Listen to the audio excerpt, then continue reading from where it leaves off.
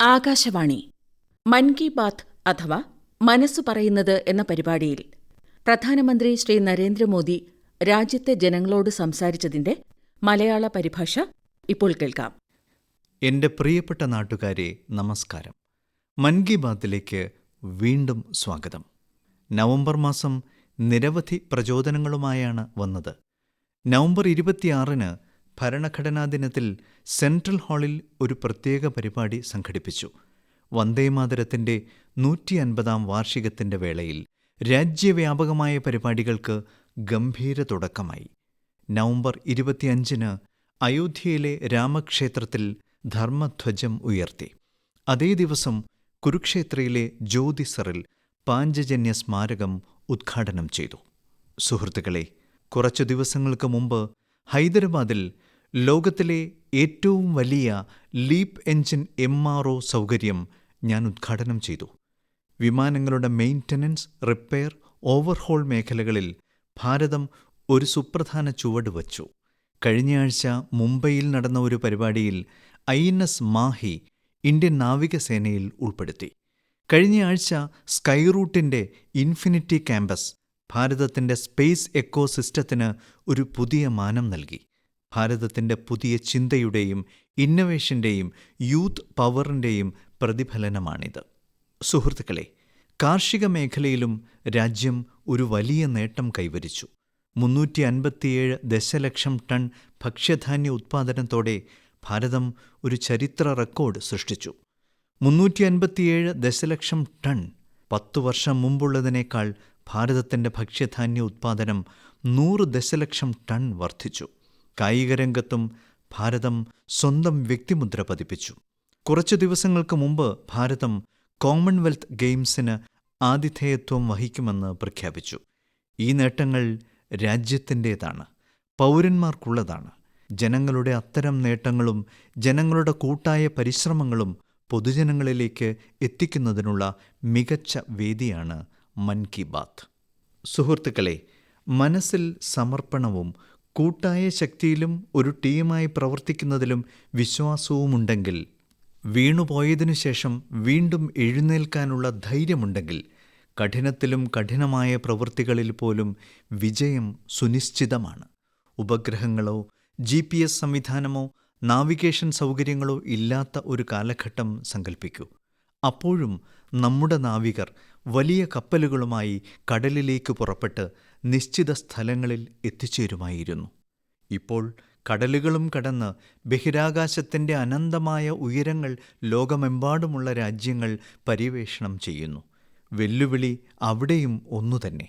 GPS സംവിധാനമോ ആശയവിനിമയ സംവിധാനങ്ങളോ ഇല്ല. നമ്മൾ എങ്ങനെ മുന്നേറും? സുഹൃത്തുക്കളെ, കുറച്ചു ദിവസങ്ങൾക്ക് മുമ്പ് സോഷ്യൽ മീഡിയയിലെ ഒരു വീഡിയോ എൻ്റെ ശ്രദ്ധ പിടിച്ചുപറ്റി.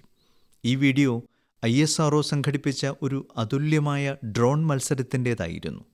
ഈ വീഡിയോയിൽ നമ്മുടെ രാജ്യത്തെ യുവാക്കൾ, പ്രത്യേകിച്ച് നമ്മുടെ ജെൻസി, ചൊവ്വയിലേതിന് സമാനമായ സാഹചര്യങ്ങളിൽ ഡ്രോണുകൾ പറത്താൻ ശ്രമിക്കുകയായിരുന്നു. ഡ്രോണുകൾ പറന്നുയരും, കുറച്ച് നിമിഷങ്ങൾ സന്തുലിതാവസ്ഥയിൽ തുടരും, എന്നിട്ട് പെട്ടെന്ന് നിലത്ത് ഇടിച്ചു വീഴും. എന്തുകൊണ്ടാണെന്ന് നിങ്ങൾക്കറിയാമോ? കാരണം അവിടെ പറക്കുന്ന ഡ്രോണുകൾക്ക് GPS പിന്തുണ ഇല്ലായിരുന്നു. ചൊവ്വയിൽ GPS സാധ്യമല്ല. അതിനാൽ ഡ്രോണുകൾക്ക് ബാഹ്യ സിഗ്നലുകളോ ഗൈഡൻസോ ലഭിക്കില്ല. ഡ്രോണുകൾക്ക് അവയുടെ ക്യാമറകളുടെയും ഇൻബിൽറ്റ് സോഫ്റ്റ്വെയറിൻ്റെയും സഹായത്തോടെ പറക്കേണ്ടി വന്നു. ആ ചെറിയ ഡ്രോണിന് നിലത്തെ പാറ്റേണുകൾ തിരിച്ചറിയുകയും ഉയരം അളക്കുകയും തടസ്സങ്ങൾ മനസ്സിലാക്കുകയും സ്വന്തമായി സുരക്ഷിതമായ ലാൻഡിംഗ് കണ്ടെത്തുകയും വേണമായിരുന്നു. അതിനാൽ ഡ്രോണുകൾ ഒന്നിനു പുറകെ ഒന്നായി നിലം പതിച്ചു. സുഹൃത്തുക്കളെ, ഈ മത്സരത്തിൽ പൂനെയിൽ നിന്നുള്ള യുവാക്കളുടെ ഒരു സംഘം ഒരു പരിധിവരെ വിജയം നേടി.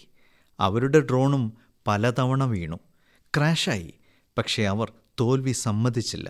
നിരവധി ശ്രമങ്ങൾക്കു ശേഷം ഈ ടീമിൻ്റെ ഡ്രോൺ ചൊവ്വയുടേതിന് സമാനമായ പരിതസ്ഥിതിയിൽ കുറച്ചുനേരം പറക്കുന്നതിൽ വിജയിച്ചു. സുഹൃത്തുക്കളെ, ഈ വീഡിയോ കാണുമ്പോൾ മറ്റൊരു രംഗം എൻ്റെ മനസ്സിലേക്ക് വന്നു. ചന്ദ്രയാൻ 2 ബന്ധം നഷ്ടപ്പെട്ട ദിവസം. ആ ദിവസം രാജ്യമൊന്നാകെ, പ്രത്യേകിച്ച് ശാസ്ത്രജ്ഞർ നിമിഷനേരത്തേക്ക് നിരാശരായി. എന്നാൽ സുഹൃത്തുക്കളെ, തോൽവിക്ക് അവരെ തടയാനായില്ല. ആ ദിവസം തന്നെ അവർ ചന്ദ്രയാൻ 3 വിജയഗാഥ എഴുതാൻ തുടങ്ങി. അതുകൊണ്ടാണ് ചന്ദ്രയാൻ 3 വിജയകരമായി ലാൻഡ് ചെയ്തപ്പോൾ അതൊരു ദൗത്യത്തിൻ്റെ വിജയം മാത്രമായിരുന്നില്ല, പരാജയത്തെ മറികടന്ന് കെട്ടിപ്പടുത്ത ആത്മവിശ്വാസത്തിൻ്റെ വിജയമായിരുന്നു. ഈ വീഡിയോയിൽ കാണുന്ന യുവാക്കളുടെ കണ്ണുകളിലും അതേ തിളക്കം ഞാൻ കണ്ടു. നമ്മുടെ യുവാക്കളുടെ സമർപ്പണവും ശാസ്ത്രജ്ഞരുടെ പ്രതിബദ്ധതയും കാണുമ്പോഴെല്ലാം എൻ്റെ ഹൃദയം ആവേശത്താൽ നിറയുന്നു. യുവാക്കളുടെ ഈ സമർപ്പണമാണ് വികസിത ഭാരതത്തിൻ്റെ ഏറ്റവും വലിയ ശക്തി. എൻ്റെ പ്രിയപ്പെട്ട നാട്ടുകാരെ, തേനിൻ്റെ മധുരം നിങ്ങൾക്കെല്ലാവർക്കും പരിചിതമാണ്. പക്ഷേ ഇതിനു പിന്നിൽ എത്ര ആളുകളുടെ കഠിനാധ്വാനം, എത്ര പാരമ്പര്യങ്ങൾ, പ്രകൃതിയുമായി എത്രയോ സുന്ദരമായ കൂടിച്ചേരൽ എന്നിവ ഉണ്ടെന്ന് നമ്മൾ പലപ്പോഴും തിരിച്ചറിയാറില്ല. സുഹൃത്തുക്കളെ, ജമ്മു-കശ്മീരിലെ മലയോര പ്രദേശങ്ങളിൽ സുലായി എന്നറിയപ്പെടുന്ന കാട്ടുതുളസിയിൽ നിന്ന് തേനീച്ചകൾ തികച്ചും സവിശേഷമായ തേൻ ശേഖരിക്കുന്നു. വെളുത്ത നിറമുള്ള ഈ തേനിനെ രാംബൻ സുലായി ഹണി എന്ന് വിളിക്കുന്നു. കുറച്ചു വർഷങ്ങൾക്ക് മുമ്പ് രാംബൻ സുലായി ഹണിക്ക് GI ടാഗ് ലഭിച്ചു. ഇതിനുശേഷം ഈ തേനിന് രാജ്യമെമ്പാടും അംഗീകാരം ലഭിച്ചു. സുഹൃത്തുക്കളെ, ദക്ഷിണ കന്നഡ ജില്ലയിലെ പുത്തൂരിലെ സസ്യങ്ങൾ തേനുൽപാദനത്തിന് ഉത്തമമായി കണക്കാക്കപ്പെടുന്നു. ഇവിടെ ഗ്രാമജന്യ എന്ന കർഷക സംഘടന ഈ പ്രകൃതിദത്ത സമ്മാനത്തിന് ഒരു പുതിയ ദിശ നൽകുന്നു. ഗ്രാമജന്യ ഒരു ആധുനിക സംസ്കരണ യൂണിറ്റ് നിർമ്മിക്കുകയും lab, bottling, storage, digital tracking തുടങ്ങിയ സൗകര്യങ്ങൾ ഏർപ്പാടാക്കുകയും ചെയ്തു. ഇപ്പോൾ ഈ തേൻ ഒരു ഉൽപ്പന്നമായി ബ്രാൻഡ് ചെയ്യപ്പെടുകയും ഗ്രാമങ്ങളിൽ നിന്ന് നഗരങ്ങളിലേക്ക് എത്തുകയും ചെയ്യുന്നു. 2500-ലധികം കർഷകർ ഈ സംരംഭത്തിൽ നിന്ന് പ്രയോജനം നേടിയിട്ടുണ്ട്. സുഹൃത്തുക്കളെ, കർണാടകയിൽ തന്നെയുള്ള തുംകുരു ജില്ലയിലെ ശിവഗംഗ കാലഞ്ചിയ എന്ന സംഘടനയുടെ ശ്രമങ്ങളും പ്രശംസനീയമാണ്. തുടക്കത്തിൽ ഓരോ അംഗത്തിനും 2 തേനീച്ചപ്പെട്ടികൾ നൽകുന്നു. ഇത് ചെയ്യുന്നതിലൂടെ സംഘടന നിരവധി കർഷകരെ അതിൻ്റെ ദൗത്യവുമായി ബന്ധിപ്പിച്ചിരിക്കുന്നു. ഇപ്പോൾ ഈ സംഘടനയുമായി ബന്ധപ്പെട്ട കർഷകർ സംയുക്തമായി തേൻ വേർതിരിച്ചെടുക്കുകയും മനോഹരമായി പാക്കേജ് ചെയ്യുകയും പ്രാദേശിക വിപണിയിൽ എത്തിക്കുകയും ചെയ്യുന്നു. ഇത് അവർക്ക് ലക്ഷക്കണക്കിന് രൂപ നേടിക്കൊടുക്കുന്നു. അതുപോലുള്ള മറ്റൊരു ഉദാഹരണമാണ് നാഗാലാൻഡിലെ ക്ലിഫ് ഹണി ഹണ്ടിംഗ്. നാഗാലാൻഡിലെ ചൊക്ലാങ്കൻ ഗ്രാമത്തിൽ ഖിയാമനി യാങ്കൻ ഗോത്രം നൂറ്റാണ്ടുകളായി തേൻ ശേഖരിക്കുന്നു. ഇവിടെ തേനീച്ചകൾ കൂടുണ്ടാക്കുന്നത് മരങ്ങളിലല്ല, ഉയർന്ന പാറക്കെട്ടുകളിലാണ്. അതിനാൽ തേൻ ശേഖരിക്കുന്നതും വളരെ അപകടകരമാണ്. അതിനാൽ ഇവിടെയുള്ള ആളുകൾ ആദ്യം തേനീച്ചകളോട് സൗമ്യമായി സംസാരിക്കുകയും അവരുടെ അനുമതി തേടുകയും തേനെടുക്കുന്നതിന് മുമ്പ് അവർ തേൻ ശേഖരിക്കാൻ വന്നതാണെന്ന് അറിയിക്കുകയും ചെയ്യുന്നു. സുഹൃത്തുക്കളെ, ഇന്ന് ഭാരതം തേനുൽപാദനത്തിൽ പുതിയ റെക്കോർഡുകൾ സൃഷ്ടിക്കുകയാണ്. 11 വർഷം മുമ്പ് രാജ്യത്ത് തേനുൽപാദനം 76,000 മെട്രിക് ടണ്ണായിരുന്നു. ഇപ്പോൾ അത് 1.5 ലക്ഷം മെട്രിക് ടൺ കവിഞ്ഞു. കഴിഞ്ഞ കുറച്ച് വർഷങ്ങളായി തേൻ കയറ്റുമതിയും 3 ഇരട്ടിയിലധികം വർദ്ധിച്ചു. ഹണി മിഷൻ പരിപാടിയുടെ കീഴിൽ ഖാദി ഗ്രാമോദ്യോഗ് ജനങ്ങൾക്കിടയിൽ 2.25 ലക്ഷത്തിലധികം തേനീച്ചപ്പെട്ടികൾ വിതരണം ചെയ്തു. ഇത് ആയിരക്കണക്കിന് ആളുകൾക്ക് പുതിയ തൊഴിലവസരങ്ങൾ നൽകി. അതായത് രാജ്യത്തിൻ്റെ വിവിധ കോണുകളിൽ തേനിൻ്റെ മധുരം വർദ്ധിച്ചുകൊണ്ടിരിക്കുകയാണ്. ഈ മധുരം കർഷകരുടെ വരുമാനവും വർദ്ധിപ്പിക്കുന്നു. എൻ്റെ പ്രിയപ്പെട്ട നാട്ടുകാരെ, മഹാഭാരത യുദ്ധം നടന്നത് ഹരിയാനയിലെ കുരുക്ഷേത്രയിലാണ് എന്ന് നമുക്കെല്ലാവർക്കും അറിയാം. എന്നാൽ ഇപ്പോൾ അവിടെയുള്ള മഹാഭാരത അനുഭവ കേന്ദ്രത്തിൽ നിങ്ങൾക്ക് ഈ യുദ്ധം നേരിട്ട് അനുഭവിക്കാനും കഴിയും. ഈ അനുഭവ കേന്ദ്രത്തിൽ 3D light and sound show, digital technique എന്നിവയിലൂടെ മഹാഭാരത കഥ പ്രദർശിപ്പിക്കുന്നു. നവംബർ 25-ന് ഞാൻ കുരുക്ഷേത്ര സന്ദർശിച്ചപ്പോൾ ഈ അനുഭവ കേന്ദ്രം തന്ന അനുഭവം എന്നെ ആഹ്ലാദിപ്പിച്ചു. സുഹൃത്തുക്കളെ, കുരുക്ഷേത്രയിലെ ബ്രഹ്മസരോവറിൽ നടന്ന അന്താരാഷ്ട്ര ഗീതാ മഹോത്സവത്തിൽ പങ്കെടുക്കാനായതും സവിശേഷമായിരുന്നു. ലോകമെമ്പാടുമുള്ള ആളുകൾ ദിവ്യഗ്രന്ഥമായ ഗീതയാൽ പ്രചോദിതരാകുന്നത് കണ്ട് ഞാൻ വികാരഭരിതനായി. യൂറോപ്പ്, മധ്യേഷ്യ എന്നിവയുൾപ്പെടെ നിരവധി രാജ്യങ്ങളിൽ നിന്നുള്ളവർ ഈ ഉത്സവത്തിൽ പങ്കാളികളായി. ഈ മാസം ആദ്യം സൗദി അറേബ്യയിൽ ആദ്യമായി ഒരു പൊതുവേദിയിൽ ഗീത അവതരിപ്പിക്കപ്പെട്ടു. യൂറോപ്പിലെ ലാത്വിയയിലും ഒരു അവിസ്മരണീയ ഗീതാ മഹോത്സവം നടന്നു. ലാത്വിയ, എസ്റ്റോണിയ, ലിത്വാനിയ, അൾജീരിയ എന്നിവിടങ്ങളിൽ നിന്നുള്ള കലാകാരന്മാർ ആവേശത്തോടെ പങ്കെടുത്തു. സുഹൃത്തുക്കളെ, ഭാരതത്തിൻ്റെ മഹത്തായ സംസ്കാരത്തിൽ സമാധാനവും കരുണയും എപ്പോഴും പരമപ്രധാനമാണ്. രണ്ടാം ലോകമഹായുദ്ധം സങ്കൽപ്പിക്കൂ. നാലുപാടും നാശത്തിൻ്റെ ഭയാനകമായ അന്തരീക്ഷം. ഇത്രയും ദുഷ്കരമായ സമയത്ത് ഗുജറാത്തിലെ നവാനഗറിലെ ജാം സാഹിബ് മഹാരാജ ദിഗ്വിജയ് സിംഗ് നടത്തിയ മഹത്തായ പ്രവൃത്തി ഇന്നും നമ്മെ പ്രചോദിപ്പിക്കുന്നു. ആ സമയത്ത് ജാം സാഹിബ് ഒരു തന്ത്രപരമായ സഖ്യത്തെക്കുറിച്ചോ യുദ്ധതന്ത്രത്തെക്കുറിച്ചോ ചിന്തിച്ചില്ല. മറിച്ച് രണ്ടാം ലോകമഹായുദ്ധത്തിനിടയിൽ പോളിഷ് ജൂത കുട്ടികളെ എങ്ങനെ സംരക്ഷിക്കാം എന്നതായിരുന്നു അദ്ദേഹത്തിൻ്റെ ആശങ്ക. ഗുജറാത്തിൽ ആയിരക്കണക്കിന് കുട്ടികൾക്ക് അഭയം നൽകിയ അദ്ദേഹം അവർക്ക് പുതുജീവൻ നൽകി. അതിന്നും ഒരു മാതൃകയാണ്. കുറച്ചു ദിവസങ്ങൾക്ക് മുമ്പ് ദക്ഷിണ ഇസ്രായേലിലെ മോശാവ് നെവാത്തിമ്മിൽ ജാം സാഹിബിൻ്റെ പ്രതിമ അനാച്ഛാദനം ചെയ്തു. ഇത് വളരെ പ്രത്യേകതയുള്ള ഒരു ബഹുമതിയായിരുന്നു. കഴിഞ്ഞ വർഷം പോളണ്ടിലെ വാർസോയിൽ ജാം സാഹിബിൻ്റെ സ്മാരകത്തിൽ ആദരാഞ്ജലികൾ അർപ്പിക്കാൻ എനിക്ക് ഭാഗ്യം ലഭിച്ചു. ആ നിമിഷം എനിക്ക് അവിസ്മരണീയമാണ്. എൻ്റെ പ്രിയപ്പെട്ട നാട്ടുകാരെ, കുറച്ചു ദിവസങ്ങൾക്ക് മുമ്പ് ഞാൻ നാച്ചുറൽ ഫാമിങ്ങിനെക്കുറിച്ചുള്ള ഒരു വലിയ സമ്മേളനത്തിൽ പങ്കെടുക്കാൻ കോയമ്പത്തൂരിൽ പോയി. നാച്ചുറൽ ഫാമിങ്ങിനായി ദക്ഷിണ ഭാരതത്തിൽ നടക്കുന്ന പ്രവർത്തനങ്ങൾ കണ്ട് എനിക്ക് വളരെ മതിപ്പ് തോന്നി. ഹൈലി ക്വാളിഫൈഡായുള്ള നിരവധി യുവ പ്രൊഫഷണലുകൾ ഇപ്പോൾ നാച്ചുറൽ ഫാമിംഗ് ഫീൽഡ് സ്വീകരിക്കുന്നു. ഞാൻ അവിടുത്തെ കർഷകരോട് സംസാരിക്കുകയും അവരുടെ അനുഭവങ്ങളെക്കുറിച്ച് മനസ്സിലാക്കുകയും ചെയ്തു. നാച്ചുറൽ ഫാമിംഗ് ഭാരതത്തിൻ്റെ പുരാതന പാരമ്പര്യങ്ങളുടെ ഭാഗമാണ്. ഭൂമി മാതാവിനെ സംരക്ഷിക്കുന്നതിന് അത് നിരന്തരം പ്രോത്സാഹിപ്പിക്കേണ്ടത് നമ്മുടെ എല്ലാവരുടെയും കടമയാണ്. സുഹൃത്തുക്കളെ, ലോകത്തിലെ ഏറ്റവും പഴക്കമുള്ള ഭാഷയുടെയും ലോകത്തിലെ ഏറ്റവും പുരാതന നഗരങ്ങളിൽ ഒന്നിൻ്റെയും സംഗമം എക്കാലവും ഒരത്ഭുതകരമായ അനുഭവമാണ്. ഞാൻ കാശി തമിഴ് സംഗമത്തെക്കുറിച്ചാണ് സംസാരിക്കുന്നത്. ഡിസംബർ 2 കാശിയിലെ നമോഘാട്ടിൽ 4ാമത്തെ കാശി തമിഴ് സംഗമം ആരംഭിക്കുന്നു. ഈ വർഷത്തെ കാശി തമിഴ് സംഗമത്തിന് വളരെ രസകരമായ ഒരു പ്രമേയമുണ്ട്. ലേൺ തമിഴ്, തമിഴ് കற்றுക്കൊള്ളലാം.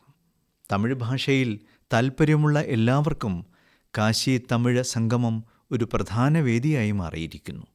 കാശിയിലെ ജനങ്ങളുമായി ഞാൻ സംസാരിക്കുമ്പോഴെല്ലാം കാശി തമിഴ് സംഗമത്തിൻ്റെ ഭാഗമാകുന്നത് വളരെ നല്ലതാണെന്ന് അവർ എപ്പോഴും പറയും. ഇവിടെ അവർക്ക് പുതിയ എന്തെങ്കിലും പഠിക്കാനും പുതിയ ആളുകളെ കാണാനും അവസരമുണ്ട്. ഇത്തവണയും തമിഴ്നാട്ടിൽ നിന്നുള്ള തങ്ങളുടെ സഹോദരീ സഹോദരന്മാരെ വളരെ ആവേശത്തോടെ സ്വാഗതം ചെയ്യാൻ കാശിയിലെ ജനങ്ങൾ ആകാംക്ഷയോടെ കാത്തിരിക്കുകയാണ്. കാശി തമിഴ് സംഗമത്തിൻ്റെ ഭാഗമാകാൻ ഞാൻ നിങ്ങളെല്ലാവരോടും അഭ്യർത്ഥിക്കുന്നു. കൂടാതെ ഏകഭാരതം ശ്രേഷ്ഠഭാരതത്തിൻ്റെ ആത്മാവിനെ ശക്തിപ്പെടുത്തുന്ന മറ്റു വേദികളും പരിഗണിക്കുക. ഒരിക്കൽ കൂടി ഞാനിവിടെ പറയാൻ ആഗ്രഹിക്കുന്നു, തമിഴ് കലാചാരം ഉയർവാനത്, തമിഴ് മൊഴി ഉയർവാനത്, തമിഴ് ഇന്ത്യാവിൻ പെരുമിതം. Tamil culture is great, Tamil language is great, Tamil is the pride of India. എൻ്റെ പ്രിയപ്പെട്ട നാട്ടുകാരെ, ഭാരതത്തിൻ്റെ സുരക്ഷാ സംവിധാനം ശക്തിപ്പെടുത്തുമ്പോൾ ഓരോ ഭാരതീയനും അഭിമാനിക്കുന്നു. കഴിഞ്ഞയാഴ്ച മുംബൈയിൽ വച്ച് INS മാഹി ഭാരത നാവികസേനയിൽ ഉൾപ്പെടുത്തി. ചിലർ അതിൻ്റെ തദ്ദേശീയ രൂപകൽപ്പനയിൽ ആകൃഷ്ടരായി. അതേസമയം പുതുച്ചേരിയിലെയും മലബാർ തീരത്തെയും ജനങ്ങൾ അതിൻ്റെ പേരിൽ തന്നെ സന്തോഷിച്ചു. വാസ്തവത്തിൽ സമ്പന്നമായ ചരിത്ര പൈതൃകമുള്ള മാഹി എന്ന സ്ഥലത്തിൻ്റെ പേരിലാണ് കപ്പലിന് മാഹി എന്ന് പേരിട്ടിരിക്കുന്നത്. ഈ യുദ്ധക്കപ്പലിൻ്റെ ചിഹ്നം പരമ്പരാഗതമായി കളരിപ്പയറ്റിൽ ഉപയോഗിച്ചു വരുന്ന ഉറുമിയോട് സാമ്യമുള്ളതാണെന്ന് കേരളത്തിലും തമിഴ്നാട്ടിലുമുള്ള പലരും ചൂണ്ടിക്കാട്ടി. നമ്മുടെ നാവികസേന സ്വാശ്രയത്വത്തിലേക്ക് അതിവേഗം നീങ്ങുന്നത് നമുക്കെല്ലാവർക്കും അഭിമാനകരമാണ്. ഡിസംബർ 4 നമ്മൾ നാവികദിനവും ആഘോഷിക്കും. നമ്മുടെ സൈനികരുടെ അദമ്യമായ ധൈര്യത്തെയും വീര്യത്തെയും ആദരിക്കുന്നതിനുള്ള വിശേഷ ദിവസമാണിത്. സുഹൃത്തുക്കളെ, നാവികസേനയുമായി ബന്ധപ്പെട്ട ടൂറിസത്തിൽ താൽപ്പര്യമുള്ളവർക്ക് നമ്മുടെ രാജ്യത്ത് ധാരാളം കാര്യങ്ങൾ പഠിക്കാൻ കഴിയുന്ന നിരവധി സ്ഥലങ്ങളുണ്ട്. ഗുജറാത്തിലെ സോമനാഥിനടുത്തുള്ള ഒരു ജില്ലയായ ദിയു രാജ്യത്തിൻ്റെ പടിഞ്ഞാറൻ തീരത്താണ് സ്ഥിതി ചെയ്യുന്നത്. INS ഖുക്രി സ്മാരകവും മ്യൂസിയവും ദിയുവിലുണ്ട്. ഏഷ്യയിലെ തന്നെ സവിശേഷ മ്യൂസിയമായ നേവൽ ഏവിയേഷൻ മ്യൂസിയവും ഗോവയിലുണ്ട്. ഫോർട്ട് കൊച്ചിയിലെ INS ദ്രോണാചാര്യയിലാണ് ഇന്ത്യൻ നേവൽ മാരിടൈം മ്യൂസിയം സ്ഥിതി ചെയ്യുന്നത്. നമ്മുടെ രാജ്യത്തിൻ്റെ മാരിടൈം ഹിസ്റ്ററി, ഭാരത നാവികസേനയുടെ എവല്യൂഷൻ ഇവിടെ കാണാം. മുമ്പ് പോർട്ട് ബ്ലെയർ എന്നറിയപ്പെട്ടിരുന്ന ശ്രീവിജയപുരത്തുള്ള നേവൽ മറൈൻ മ്യൂസിയം ഈ പ്രദേശത്തിൻ്റെ സമ്പന്നമായ ചരിത്രം പ്രദർശിപ്പിക്കുന്നതിന് പേരുകേട്ടതാണ്. കാർവാറിലെ രവീന്ദ്രനാഥ ടാഗോർ ബീച്ചിലെ വാർഷിപ്പ് മ്യൂസിയത്തിൽ മിസൈലുകളുടെയും ആയുധങ്ങളുടെയും റെപ്ലിക്കകൾ ഉണ്ട്. ഭാരത നാവികസേനയുമായി ബന്ധപ്പെട്ട ഒരു സബ്മറൈൻ, ഹെലികോപ്റ്റർ, എയർക്രാഫ്റ്റ് മ്യൂസിയം എന്നിവ വിശാഖപട്ടണത്തുണ്ട്. നിങ്ങളെല്ലാവരോടും, പ്രത്യേകിച്ച് സൈനിക ചരിത്രത്തിൽ താൽപ്പര്യമുള്ളവരോട് ഈ മ്യൂസിയങ്ങൾ സന്ദർശിക്കാൻ ഞാൻ അഭ്യർത്ഥിക്കുന്നു. എൻ്റെ പ്രിയപ്പെട്ട നാട്ടുകാരെ, ശീതകാലം വന്നിരിക്കുന്നു. ശീതകാല ടൂറിസം സീസണും വന്നിരിക്കുന്നു. പല രാജ്യങ്ങളും വിൻ്റർ ടൂറിസത്തെ അവരുടെ സമ്പദ് വ്യവസ്ഥയുടെ നെടുംതൂണാക്കിയിരിക്കുന്നു. ലോകത്തിലെ ഏറ്റവും വിജയകരമായ വിൻ്റർ ഫെസ്റ്റിവലും വിൻ്റർ സ്പോർട്സ് മോഡലും പല രാജ്യങ്ങൾക്കുമുണ്ട്. Skiing, snow boarding, snow trekking, ice climbing, family snow പാർക്കുകൾ തുടങ്ങിയ അനുഭവങ്ങൾ ഈ രാജ്യങ്ങൾ അവരുടെ മുഖമുദ്രയായി മാറ്റിയിരിക്കുന്നു. അവർ അവരുടെ വിൻ്റർ ഫെസ്റ്റിവലുകളെയും ആഗോള ആകർഷണങ്ങളാക്കി മാറ്റി. സുഹൃത്തുക്കളെ, നമ്മുടെ രാജ്യത്തും വിൻ്റർ ടൂറിസത്തിനുള്ള എല്ലാ സാധ്യതകളുമുണ്ട്. പർവ്വതങ്ങളും സംസ്കാരവും അനന്തമായ സാഹസിക സാധ്യതകളും നമുക്കുണ്ട്. എനിക്ക് സന്തോഷമുണ്ട്. ഈ ദിവസങ്ങളിൽ ഉത്തരാഖണ്ഡിലെ വിൻ്റർ ടൂറിസം ധാരാളം ആളുകളെ ആകർഷിക്കുന്നു. ഔലി, മുൻസിയാരി, ചോപ്ത, ദയാര തുടങ്ങിയ സ്ഥലങ്ങൾ ശീതകാലത്ത് വളരെ പ്രചാരത്തിലായിക്കൊണ്ടിരിക്കുകയാണ്. ഏതാനും ആഴ്ചകൾക്ക് മുമ്പ് പിഥോർഗഡ് ജില്ലയിലെ 14,500 അടി ഉയരത്തിലുള്ള ആദി കൈലാസിൽ സംസ്ഥാനത്തെ ആദ്യത്തെ high altitude ultra run marathon സംഘടിപ്പിച്ചു. രാജ്യത്തുടനീളമുള്ള 18 സംസ്ഥാനങ്ങളിൽ നിന്നുള്ള 750-ലധികം അത്ലറ്റുകൾ ഇതിൽ പങ്കെടുത്തു. 60 കിലോമീറ്റർ ദൈർഘ്യമുള്ള ആദി കൈലാസ പരിക്രമ റൺ പുലർച്ചെ 5 മണിക്ക് കിടുകിട വിറപ്പിക്കുന്ന തണുപ്പിൽ ആരംഭിച്ചു. ഇത്രയും തണുപ്പുണ്ടായിരുന്നിട്ടും ജനങ്ങളുടെ ആവേശം കാണേണ്ടതായിരുന്നു. 3 വർഷം മുമ്പ് വരെ 2000-ൽ താഴെ വിനോദസഞ്ചാരികൾ മാത്രമേ ആദി കൈലാസം സന്ദർശിച്ചിരുന്നുള്ളൂ. എന്നാൽ ഇപ്പോൾ ഈ എണ്ണം 30,000-ലധികമായി വർദ്ധിച്ചു. സുഹൃത്തുക്കളെ, ഏതാനും ആഴ്ചകൾക്കുള്ളിൽ ഉത്തരാഖണ്ഡിലും വിൻ്റർ ഗെയിംസ് സംഘടിപ്പിക്കാൻ പോകുന്നു. രാജ്യമെമ്പാടുമുള്ള കളിക്കാർ, സാഹസികത ഇഷ്ടപ്പെടുന്നവർ, കായിക പ്രേമികൾ എന്നിവർ ഈ പരിപാടിയിൽ ആവേശഭരിതരാണ്. സ്കീയിങ് ആയാലും സ്നോ ബോർഡിംഗ് ആയാലും നിരവധി സ്നോ സ്പോർട്സുകൾക്കുള്ള തയ്യാറെടുപ്പുകൾ ഇതിനകം ആരംഭിച്ചു കഴിഞ്ഞു. വിൻ്റർ ടൂറിസം പ്രോത്സാഹിപ്പിക്കുന്നതിനായി കണക്ടിവിറ്റിയിലും അടിസ്ഥാന സൗകര്യങ്ങളിലും ഉത്തരാഖണ്ഡ് ശ്രദ്ധ കേന്ദ്രീകരിച്ചിട്ടുണ്ട്. ഹോം സ്റ്റേയുമായി ബന്ധപ്പെട്ട് ഒരു പുതിയ നയവും രൂപീകരിച്ചിട്ടുണ്ട്. സുഹൃത്തുക്കളെ, വെഡ് ഇൻ ഇന്ത്യ എന്ന ക്യാമ്പയിനും ശീതകാലത്ത് ഒരു പ്രത്യേക ആകർഷണമാണ്. ശീതകാല സുവർണ സൂര്യനോ പർവ്വതങ്ങളിൽ നിന്ന് ഇറങ്ങുന്ന മൂടൽമഞ്ഞിൻ്റെ പുതപ്പോ ആകട്ടെ, ഡെസ്റ്റിനേഷൻ വെഡ്ഡിങ്ങുകൾക്ക് മലനിരകളും കൂടുതൽ പ്രചാരത്തിലായിക്കൊണ്ടിരിക്കുകയാണ്. ഇപ്പോൾ നിരവധി വിവാഹങ്ങൾ നടക്കുന്നുണ്ട്, പ്രത്യേകിച്ച് ഗംഗാനദിയുടെ തീരങ്ങളിൽ. സുഹൃത്തുക്കളെ, ഈ ശീതകാല മാസങ്ങളിൽ ഹിമാലയൻ താഴ്വരകൾ ജീവിതത്തിൽ എന്നെന്നും ഓർക്കുന്ന അനുഭവമായി മാറുന്നു. ഈ ശീതകാലത്ത് നിങ്ങളൊരു യാത്ര ആസൂത്രണം ചെയ്യുകയാണെങ്കിൽ ഹിമാലയൻ താഴ്വരകൾ പരിഗണിക്കുക. സുഹൃത്തുക്കളെ, ഞാൻ കുറച്ചാഴ്ചകൾക്ക് മുമ്പ് ഭൂട്ടാൻ സന്ദർശിച്ചു. അത്തരം യാത്രകൾ വൈവിധ്യമാർന്ന ഇടപെടലുകൾക്കും ചർച്ചകൾക്കും അവസരങ്ങൾ നൽകുന്നു. ഈ യാത്രയ്ക്കിടെ ഭൂട്ടാൻ രാജാവുമായും മുൻ രാജാവായിരുന്ന നിലവിലെ രാജാവിൻ്റെ പിതാവുമായും പ്രധാനമന്ത്രിയുമായും ഞാൻ കൂടിക്കാഴ്ച നടത്തി. എല്ലാവരും ഒരേ കാര്യം ആവർത്തിച്ചു.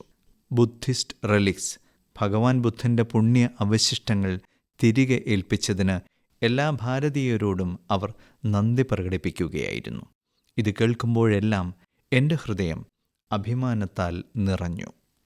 സുഹൃത്തുക്കളെ, ഭഗവാൻ ബുദ്ധൻ്റെ പുണ്യ അവശിഷ്ടങ്ങളോടുള്ള സമാനമായ ആവേശം മറ്റു പല രാജ്യങ്ങളിലും കണ്ടിട്ടുണ്ട്. കഴിഞ്ഞ മാസം മാത്രമാണ് ഈ പുണ്യ അവശിഷ്ടങ്ങൾ നാഷണൽ മ്യൂസിയത്തിൽ നിന്ന് റഷ്യയിലെ കൽമീഗിയയിലേക്ക് കൊണ്ടുപോയത്. ബുദ്ധമതത്തിന് ഇവിടെ പ്രത്യേക പ്രാധാന്യമുണ്ട്. റഷ്യയുടെ ഉൾപ്രദേശങ്ങളിൽ നിന്നും ധാരാളം ആളുകൾ അവ കാണാനെത്തിയതായി ഞാൻ അറിഞ്ഞു. ഈ പുണ്യാവശിഷ്ടങ്ങൾ മംഗോളിയ, വിയറ്റ്നാം, തായ്ലൻഡ് എന്നിവിടങ്ങളിലേക്കും കൊണ്ടുപോയി. എല്ലായിടത്തും വലിയ ആവേശം അനുഭവപ്പെട്ടു. തായ്ലൻഡ് രാജാവും അവ സന്ദർശിച്ചു. ലോകമെമ്പാടുമുള്ള ആളുകൾക്ക് ഭഗവാൻ ബുദ്ധൻ്റെ പുണ്യാവശിഷ്ടങ്ങളുമായി ഇത്ര ആഴത്തിലുള്ള ബന്ധം കാണുന്നത് ഹൃദയസ്പർശിയാണ്. ലോകമെമ്പാടുമുള്ള ആളുകളെ ബന്ധിപ്പിക്കുന്നതിനുള്ള ഒരു മാധ്യമമായി ഇത്തരം സംരംഭങ്ങൾ എങ്ങനെ മാറുന്നുവെന്ന് കേൾക്കുന്നത് ആനന്ദമായി തോന്നി. എൻ്റെ പ്രിയപ്പെട്ട നാട്ടുകാരെ, വോക്കൽ ഫോർ ലോക്കൽ എന്ന മന്ത്രം സ്വീകരിക്കാൻ ഞാൻ നിങ്ങളെല്ലാവരോടും എപ്പോഴും അഭ്യർത്ഥിക്കുന്നു. കുറച്ച് ദിവസങ്ങൾക്ക് മുമ്പ് G20 ഉച്ചകോടിയിൽ നിരവധി ലോക നേതാക്കൾക്ക് സമ്മാനങ്ങൾ നൽകിയപ്പോൾ ഞാൻ വീണ്ടും പറഞ്ഞു, വോക്കൽ ഫോർ ലോക്കൽ. എൻ്റെ നാട്ടുകാർക്ക് വേണ്ടി ലോക നേതാക്കൾക്ക് ഞാൻ സമ്മാനിച്ച സമ്മാനങ്ങളിൽ ഈ വികാരം പ്രതിഫലിച്ചു. G20 വേളയിൽ ദക്ഷിണാഫ്രിക്കൻ പ്രസിഡന്റിന് നടരാജൻ്റെ ഒരു വെങ്കല പ്രതിമ ഞാൻ സമ്മാനിച്ചു. തമിഴ്നാട്ടിലെ തഞ്ചാവൂരിൻ്റെ സാംസ്കാരിക പൈതൃകത്തിൽ വേരൂന്നിയ ചോള കാലഘട്ടത്തിലെ കരകൗശലത്തിൻ്റെ അത്ഭുതകരമായ ഒരു ഉദാഹരണമാണിത്. രാജസ്ഥാനിലെ ഉദയ്പൂരിൻ്റെ അതിമനോഹരമായ കരകൗശല വൈദഗ്ധ്യം പ്രദർശിപ്പിക്കുന്ന ഒരു വെള്ളിക്കുതിരയുടെ രൂപം കാനഡ പ്രധാനമന്ത്രിക്ക് സമ്മാനിച്ചു.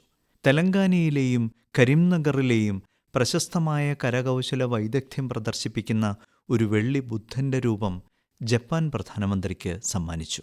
കരിംനഗറിൻ്റെ പരമ്പരാഗത ലോഹ കരകൗശല വൈദഗ്ധ്യം പ്രദർശിപ്പിക്കുന്ന പുഷ്പാലങ്കാരങ്ങളുള്ള ഒരു വെള്ളിക്കണ്ണാടി ഇറ്റലി പ്രധാനമന്ത്രിക്ക് സമ്മാനിച്ചു. കേരളത്തിലെ മാന്നാറിൽ നിന്നുള്ള ഒരു അതിമനോഹരമായ കരകൗശല വസ്തുവായ പിച്ചള ഉരുളി ഞാൻ ഓസ്ട്രേലിയൻ പ്രധാനമന്ത്രിക്ക് സമ്മാനിച്ചു. ഭാരതീയ കരകൗശല വസ്തുക്കൾ, കല, പാരമ്പര്യം എന്നിവയെക്കുറിച്ച് ലോകത്തെ ബോധവാന്മാരാക്കുക, നമ്മുടെ കരകൗശല വിദഗ്ധരുടെ കഴിവുകൾക്ക് ഒരാഗോള വേദി നൽകുക എന്നിവയായിരുന്നു എൻ്റെ ലക്ഷ്യം. സുഹൃത്തുക്കളെ, രാജ്യത്തെ ദശലക്ഷക്കണക്കിന് ആളുകൾ വോക്കൽ ഫോർ ലോക്കൽ എന്ന മനോഭാവം അവരുടെ ജീവിതത്തിൻ്റെ ഭാഗമാക്കിയതിൽ ഞാൻ സന്തോഷിക്കുന്നു. ഈ വർഷം ഉത്സവങ്ങൾക്കായി, ഷോപ്പിങ്ങിനായി നിങ്ങൾ മാർക്കറ്റിൽ പോയപ്പോൾ നിങ്ങൾക്കെല്ലാവർക്കും ഒരു കാര്യം അനുഭവപ്പെട്ടിരിക്കണം. ജനങ്ങളുടെ ഇഷ്ടങ്ങളിലും വീടുകളിൽ കൊണ്ടുവന്ന സാധനങ്ങളിലും രാജ്യം സ്വദേശിയിലേക്ക് മടങ്ങുകയാണെന്നതിൻ്റെ വ്യക്തമായ സൂചന കാണാമായിരുന്നു. ആളുകൾ ഭാരതീയ ഉൽപ്പന്നങ്ങൾ സ്വമേധയാ തിരഞ്ഞെടുക്കുകയായിരുന്നു. ഏറ്റവും ചെറിയ കടയുടമ പോലും ഈ മാറ്റം അനുഭവിച്ചു. ഇത്തവണ യുവാക്കൾ വോക്കൽ ഫോർ ലോക്കൽ ക്യാമ്പയിനും ത്വരിതപ്പെടുത്തി. വരും ദിവസങ്ങളിൽ ക്രിസ്മസിനും പുതുവത്സരത്തിനും ഷോപ്പിങ്ങിൻ്റെ ഒരു പുതിയ ഘട്ടം ആരംഭിക്കാൻ പോകുന്നു. ഞാൻ നിങ്ങളെ വീണ്ടും ഓർമ്മിപ്പിക്കട്ടെ, വോക്കൽ ഫോർ ലോക്കൽ എന്ന മന്ത്രം ഓർമ്മിക്കുക. രാജ്യത്ത് നിർമ്മിക്കുന്നത് മാത്രം വാങ്ങുക. രാജ്യത്തെ ഒരു പൗരൻ്റെ കഠിനാധ്വാനത്തിൻ്റെ ഫലമായി ലഭിച്ചവ മാത്രം വിൽക്കുക. പ്രിയപ്പെട്ട നാട്ടുകാരെ, ഭാരത കായികരംഗത്തിൻ്റെ ദൃഷ്ടിയിൽ ഈ മാസം ഒരു സൂപ്പർ ഹിറ്റായിരുന്നു. ഭാരതീയ വനിതാ ടീം ICC ലോകകപ്പ് നേടിയതോടെയാണ് ഇത് തുടങ്ങിയത്. എന്നാൽ അതിനുശേഷവും കളിക്കളത്തിൽ കൂടുതൽ ആക്ഷൻ കാണാനിടയായി. കുറച്ച് ദിവസങ്ങൾക്ക് മുമ്പ് ടോക്കിയോയിൽ ഡെഫ് ഒളിമ്പിക്സ് നടന്നു. അവിടെ ഭാരതം 20 മെഡലുകൾ നേടി എക്കാലത്തെയും മികച്ച പ്രകടനം കാഴ്ചവെച്ചു. കബഡി ലോകകപ്പ് നേടി നമ്മുടെ വനിതാ താരങ്ങളും ചരിത്രം സൃഷ്ടിച്ചു. ടൂർണമെന്റിലുടനീളം അവരുടെ മികച്ച പ്രകടനം ഓരോ ഭാരതീയന്റെയും ഹൃദയം കീഴടക്കി. ലോക ബോക്സിംഗ് കപ്പ് ഫൈനലിലും നമ്മുടെ താരങ്ങൾ മികച്ച പ്രകടനം കാഴ്ചവെച്ചു. അവിടെ അവർ 20 മെഡലുകൾ നേടി. സുഹൃത്തുക്കളെ, കൂടുതൽ ചർച്ച ചെയ്യപ്പെടുന്നത് നമ്മുടെ വനിതാ ടീം ബ്ലൈൻഡ് ക്രിക്കറ്റ് ലോകകപ്പ് നേടിയതാണ്. ഒരു മത്സരം പോലും തോൽക്കാതെ നമ്മുടെ ടീം ഈ ടൂർണമെന്റ് ജയിച്ചത് ശ്രദ്ധേയമാണ്. ഈ ടീമിലെ ഓരോ കളിക്കാരിയെക്കുറിച്ചും നമ്മുടെ നാട്ടുകാർക്ക് അഭിമാനമുണ്ട്. ഞാൻ ഈ ടീമുമായി പ്രധാനമന്ത്രിയുടെ വസതിയിൽ കൂടിക്കാഴ്ച നടത്തി. തീർച്ചയായും ഈ ടീമിൻ്റെ ആവേശവും അഭിനിവേശവും നമ്മെ പലതും പഠിപ്പിക്കുന്നു. ഈ വിജയം നമ്മുടെ കായിക ചരിത്രത്തിലെ ഏറ്റവും വലിയ വിജയങ്ങളിൽ ഒന്നാണ്. അതോരോ ഭാരതീയനെയും പ്രചോദിപ്പിക്കും. സുഹൃത്തുക്കളെ, ഇക്കാലത്ത് നമ്മുടെ രാജ്യത്ത് എൻഡ്യൂറൻസ് സ്പോർട്സ് എന്ന ഒരു പുതിയ കായിക സംസ്കാരം അതിവേഗം വളർന്നു വരുന്നു. എൻഡ്യൂറൻസ് സ്പോർട്സ് എന്ന് പറഞ്ഞാൽ നിങ്ങളുടെ പരിധികൾ പരീക്ഷിക്കുന്ന കായിക പ്രവർത്തനങ്ങളെയാണ് ഞാൻ ഉദ്ദേശിക്കുന്നത്. കുറച്ചു വർഷങ്ങൾക്ക് മുമ്പ് വരെ മാരത്തൺ, ബൈക്കത്തൺ പോലുള്ള പ്രത്യേക പരിപാടികൾ തിരഞ്ഞെടുത്ത ചുരുക്കം ചിലരിൽ മാത്രമായി ഇത് പരിമിതപ്പെട്ടിരുന്നു. എന്നാൽ ഇപ്പോൾ ഒരുപാട് മാറിയിരിക്കുന്നു. രാജ്യത്തുടനീളം എല്ലാ മാസവും 1500-ലധികം എൻഡ്യൂറൻസ് സ്പോർട്സ് പരിപാടികൾ സംഘടിപ്പിക്കുന്നുണ്ടെന്ന് ഞാൻ അറിഞ്ഞു. ഈ പരിപാടികളിൽ പങ്കെടുക്കാൻ അത്ലറ്റുകൾ വളരെ ദൂരം സഞ്ചരിക്കുന്നു. സുഹൃത്തുക്കളെ, എൻഡ്യൂറൻസ് സ്പോർട്സിൻ്റെ ഒരു ഉദാഹരണമാണ് അയൺമാൻ ട്രയാത്ലൺ. നിങ്ങൾക്ക് ഒരു ദിവസത്തിൽ താഴെ സമയമേ ഉള്ളൂവെന്നും ഈ 3 കാര്യങ്ങൾ ചെയ്യണമെന്നും നിങ്ങളോട് പറഞ്ഞു എന്ന് സങ്കല്പിക്കുക. സമുദ്രത്തിൽ 4 കിലോമീറ്റർ നീന്തുക, 180 കിലോമീറ്റർ സൈക്കിൾ ചവിട്ടുക, ഏകദേശം 42 കിലോമീറ്റർ മാരത്തൺ ഓടുക. ഇതെങ്ങനെ സാധ്യമാകുമെന്ന് നിങ്ങൾ ചിന്തിച്ചേക്കാം. എന്നാൽ അസാമാന്യ ധൈര്യമുള്ള ആളുകൾക്ക് ഈ ദൗത്യം വിജയകരമായി പൂർത്തിയാക്കാൻ കഴിയും. അതുകൊണ്ടാണ് ഇതിനെ അയൺമാൻ ട്രയാത്ലൺ എന്ന് വിളിക്കുന്നത്. ഗോവയിൽ അടുത്തിടെ സമാനമായ ഒരു പരിപാടി നടന്നു. ഇക്കാലത്ത് ആളുകൾ ഇത്തരം പരിപാടികളിൽ ആവേശത്തോടെ പങ്കെടുക്കുന്നു. നമ്മുടെ യുവ സുഹൃത്തുക്കൾക്കിടയിൽ വളരെ പ്രചാരത്തിലായിക്കൊണ്ടിരിക്കുന്ന മറ്റ് നിരവധി മത്സരങ്ങളുണ്ട്. ഇക്കാലത്ത് fit India Sunday zone cycle പോലുള്ള പരിപാടികളിൽ പങ്കെടുക്കാൻ നിരവധി ആളുകൾ ഒത്തുകൂടുന്നു. ഇതെല്ലാം ഫിറ്റ്നസ്സിനെ പ്രോത്സാഹിപ്പിക്കുന്ന കാര്യങ്ങളാണ്. സുഹൃത്തുക്കളെ, എല്ലാ മാസവും നിങ്ങളുമായി ഒത്തുചേരുന്നത് എനിക്കെപ്പോഴും ഒരു പുതിയ അനുഭവമാണ്. നിങ്ങളുടെ കഥകൾ, നിങ്ങളുടെ പരിശ്രമങ്ങൾ എന്നെ വീണ്ടും പ്രചോദിപ്പിക്കുന്നു. നിങ്ങളുടെ സന്ദേശങ്ങളിൽ നിങ്ങൾ അയക്കുന്ന നിർദ്ദേശങ്ങൾ, നിങ്ങൾ പങ്കിടുന്ന അനുഭവങ്ങൾ ഭാരതത്തിൻ്റെ വൈവിധ്യത്തെ ഈ പരിപാടിയിൽ ഉൾപ്പെടുത്താൻ ഞങ്ങളെ പ്രേരിപ്പിക്കുന്നു. അടുത്ത മാസം നമ്മൾ ഒത്തുചേരുമ്പോൾ 2025 അവസാനിക്കാറാകും. രാജ്യത്തിൻ്റെ മിക്ക ഭാഗങ്ങളിലും തണുപ്പ് രൂക്ഷമാകും. ശീതകാലത്ത് നിങ്ങളെയും നിങ്ങളുടെ കുടുംബത്തെയും പ്രത്യേകം ശ്രദ്ധിക്കുക. അടുത്ത മാസം ഞങ്ങൾ തീർച്ചയായും ചില പുതിയ വിഷയങ്ങളെക്കുറിച്ചും പുതിയ വ്യക്തികളെക്കുറിച്ചും ചർച്ച ചെയ്യും. നിങ്ങൾക്കെല്ലാവർക്കും വളരെ വളരെ നന്ദി. നമസ്കാരം. മൻ കി ബാത്ത് അഥവാ മനസ്സു പറയുന്നത് എന്ന പരിപാടിയിൽ പ്രധാനമന്ത്രി ശ്രീ നരേന്ദ്രമോദി രാജ്യത്തെ ജനങ്ങളോട് സംസാരിച്ചതിന്റെ മലയാള പരിഭാഷയാണ് കേട്ടത്.